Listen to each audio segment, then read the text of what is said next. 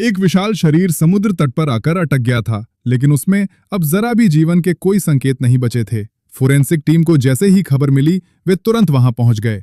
इतने बड़े शरीर को देखकर उन्हें पहली बार समझ नहीं आया कि कहां से शुरू करें, और तमाशा देखने वाले लोगों ने लाश को अंदर से बाहर तक कई घेरों में घेर लिया।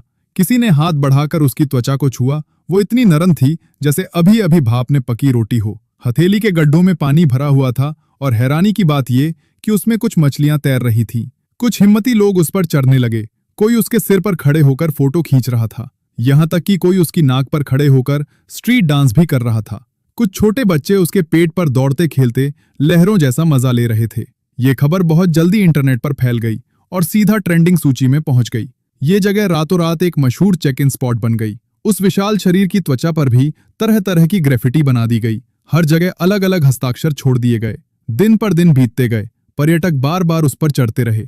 अब उसकी त्वचा नम और चमकदार हो गई थी। आंखें भी सफेद पड़ने लगी थीं, त्वचा ढीली होने लगी थी, और केकड़े भी इसे अपना आश्रय बनाने लगे थे। दिनों की धूप और बारिश के बाद शव सड़ने लगा था। भयंकर दुर्गंध फैल गई, जिससे समुद्र तट पर कोई भी नहीं आता था।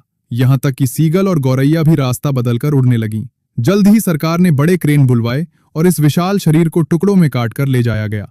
अब केवल एक पैर की हड्डी बची है, जिसे मॉल के दरवाजे पर एक खास सजावट के रूप में रखा गया है।